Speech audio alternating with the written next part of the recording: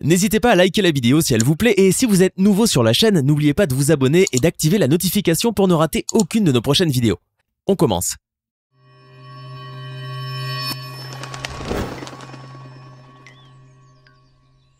D'une grotte transformée en classe en Syrie à une école presque cachée dans les nuages dans les montagnes du Sichuan en Chine, voici quelques écoles parmi les pires du monde.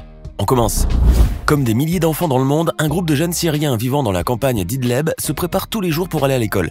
Sauf que leur classe ne ressemble à aucune de ces classes de cours équipées de bureaux et de tableaux que l'on connaît tous. En réalité, il s'agit d'une grotte sombre que deux anciens enseignants ont décidé d'utiliser comme école de fortune, afin de ne pas priver les enfants de cette région de leur éducation, surtout après les nombreuses attaques qui ont été perpétrées contre leurs écoles. Ces jeunes élèves y vont donc et y apprennent l'alphabet, l'arabe, l'anglais, les mathématiques ainsi que les leçons sur la religion. Certes, ces enfants étanchent leur soif d'apprendre. Néanmoins, ils doivent supporter les nombreuses difficultés qui accompagnent leur apprentissage, car la grotte est sombre, sujette aux inondations les jours de pluie, et ne dispose ni de chaises ni de table, ce qui oblige les enfants à s'asseoir à même le sol et à supporter les douleurs au dos et aux pieds. Ceci sans parler bien sûr des risques d'attaque auxquels ils sont tous les jours confrontés sur le chemin de l'école. Mais pour ces enfants syriens, l'essentiel est de continuer à aller à l'école, quel qu'en soit le prix, dans l'espoir qu'un jour ils retrouveront leur vrai banc d'école. Bref, en raison de toutes ces conditions pénibles qui ne les empêchent pas d'étudier, ces braves enfants sont devenus un vrai symbole de courage et de détermination à travers le monde. On ne peut que leur souhaiter beaucoup de courage. Dans le village de Goulou, un petit village situé dans les montagnes du Sichuan, en Chine, les jeunes enfants se réveillaient tous les jours très tôt pour aller à l'école. Normal, allez-vous me dire. En revanche, vous serez surpris d'apprendre que ces élèves devaient le faire pour une bonne raison.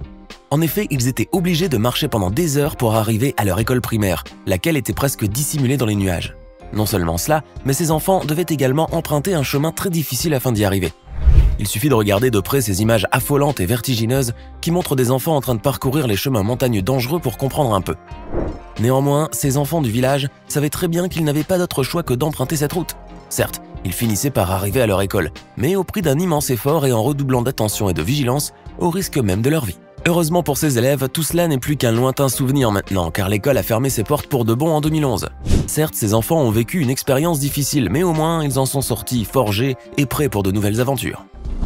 Vous aimez cette vidéo? Alors n'oubliez pas de mettre un pouce bleu, de vous abonner à la chaîne et d'activer la cloche pour recevoir toutes les notifications et ne rien rater de nos prochaines publications. On continue. Nombreuses sont les personnes en Angleterre qui connaissent ou qui ont déjà entendu parler de l'école Ian McArdo en Angleterre.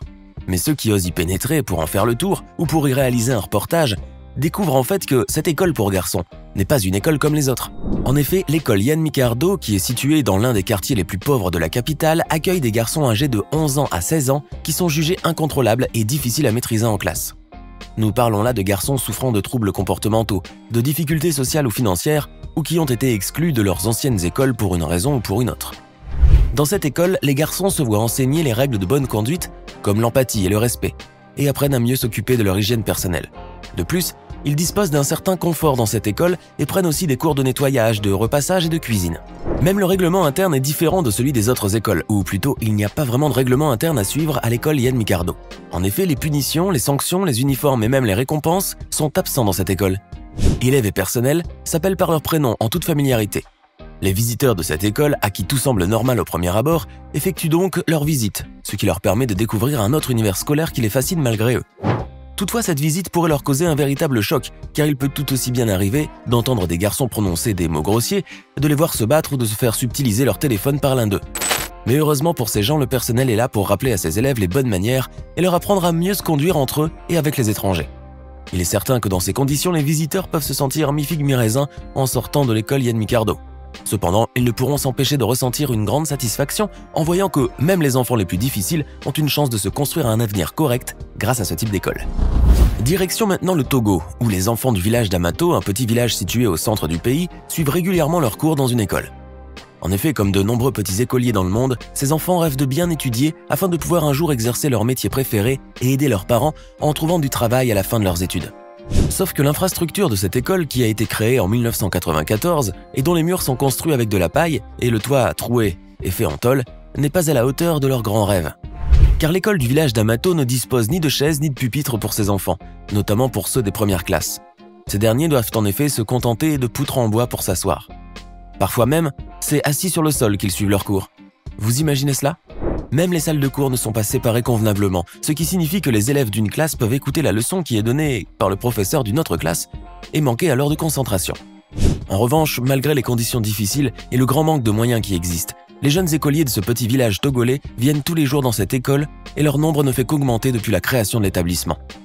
En effet, ils parviennent à résister tant bien que mal aux conditions difficiles de leur école, et c'est ainsi qu'ils apprennent à lire et à écrire et qu'ils arrivent à réaliser ne serait-ce que la première étape de leur objectif.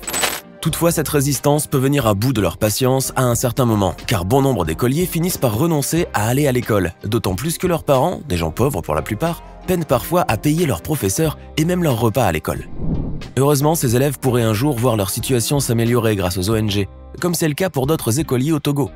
D'ailleurs, à cause des difficultés et des conditions inadéquates qu'ils endurent, les jeunes élèves de l'école primaire du village d'Amato ont fait l'objet d'une grande attention de la part des médias. Voici un groupe d'élèves assis sur les bancs d'une école à Ouadane, une ville mauricienne située en plein désert. Filles et garçons fréquentent cette école pour y suivre leur enseignement. Néanmoins, ils doivent faire face à un certain nombre de problèmes. En effet, cette école à l'aspect délabré compte une seule classe qui accueille tous les élèves, les filles d'un côté et les garçons de l'autre. De plus, les écoliers doivent faire face à une autre situation, non moins pénible que la première, qui trouve son origine dans le désert. L'avancée du sable, un phénomène naturel auquel sont exposées de nombreuses villes anciennes en Mauritanie, y compris dans d'autres pays en Afrique. Vêtus d'habits adéquats pour se protéger contre le sable, leurs affaires en main, les enfants vont tout de même à l'école. Certes, ils y reçoivent un enseignement. En revanche, les conditions ne sont pas toujours supportables. D'ailleurs, certains d'entre eux auraient même fini par quitter cette école et se trouveraient aujourd'hui dans de meilleurs établissements après avoir suivi leurs parents, ces derniers étant allés chercher du travail en dehors de la ville de Ouadane. Et dire que cette ville antique fondée au XIIe siècle était réputée pour être un lieu de culture et de savoir. Ces écoliers en sont bien conscients, mais malheureusement, beaucoup ne songeraient même pas à y revenir. Allons maintenant à la rencontre d'un petit groupe d'élèves qui vivent en Colombie dans un village situé dans les montagnes. Tous les jours, ces enfants se rendent à leur école, laquelle est située de l'autre côté de la vallée. On peut dire aussi que ces enfants aiment bien aller à l'école, où ils suivent un enseignement adéquat et disposent des moyens nécessaires pour recevoir une éducation en bonne et due forme.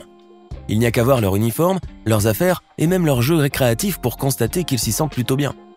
Et pourtant, ces enfants sont confrontés à un énorme problème qui rendrait leur école parmi les pires au monde. Pourquoi ? Eh bien tout simplement parce que leur établissement scolaire n'est pas facilement accessible.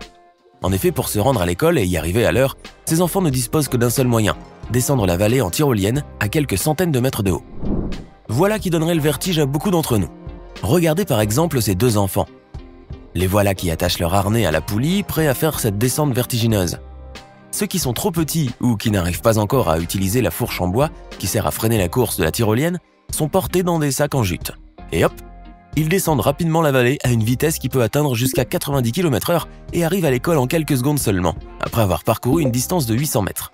Cependant, bien qu'ils utilisent un moyen rapide qui ne demande pas beaucoup d'efforts, ces écoliers font face à un grand danger. Pourquoi ? Descendre la vallée en tyrolienne présente un grand risque pour eux, car le moindre problème au niveau de la poulie ou du nœud du harnais par exemple, peut causer un accident fatal. Toutefois, ces enfants y sont parfaitement habitués et ils ont même l'impression de voler dans les airs. De plus, ils ne penseraient même pas à emprunter la route passant par la colline, car cela leur demanderait 2 bonnes heures de marche pour arriver à l'école. D'ailleurs, grâce à l'utilisation quotidienne de la tyrolienne, on pourrait dire que ces enfants ont vaincu à jamais la peur du vide et des hauteurs. Les jeunes écoliers qui vivent au Bangladesh, l'un des pays les plus exposés aux catastrophes naturelles dans le monde, sont habitués à ces catastrophes-là, particulièrement aux inondations qui envahissent une bonne partie de leur pays durant la période de la mousson. Cependant, lorsqu'ils veulent aller à l'école, les choses se gâtent pour eux, car les cours sont suspendus tout au long de cette période. En effet, se rendre à l'école devient impossible à cause des routes inondées, qui ne peuvent plus être empruntées. D'autre part, bon nombre d'écoles sont inondées à leur tour et restent fermées, alors que plusieurs autres servent de refuge pour les familles sans abri. Malgré tout, les jeunes Bangladais continuent à suivre leurs cours du mieux qu'ils peuvent. D'ailleurs, grâce aux efforts de quelques ONG, ils disposent aujourd'hui de plusieurs écoles flottantes. Comme vous pouvez l'imaginer, il s'agit de bateaux à bord desquels ils continuent de recevoir leurs leçons, et ce tout au long de l'année, afin de compenser les cours qu'ils ont manqués. De plus, les salles de cours sont même équipées d'ordinateurs et d'internet pour leur plus grand bonheur.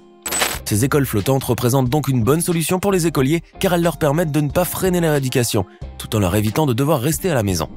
Mais d'un autre côté, cette situation s'avère parfois assez pénible et n'est pas sans risque à cause de l'eau qui peut monter bien sûr. Quoique, les élèves bangladais ferment les yeux sur toutes ces difficultés pourvu qu'ils puissent continuer à aller à l'école malgré les inondations. On peut donc dire que grâce à ces écoles flottantes, plus rien ne les effraie ni ne les empêche d'aller au bout de leurs ambitions. Vous venez de découvrir quelques écoles parmi les plus pénibles ou les plus difficiles d'accès dans le monde. Que pensez-vous de ces écoles-là? Connaissez-vous d'autres établissements qui devraient également figurer dans cette liste? Laissez-nous vos réponses et vos impressions dans les commentaires. Et comme toujours, n'oubliez pas de vous abonner, de liker et de partager cette vidéo.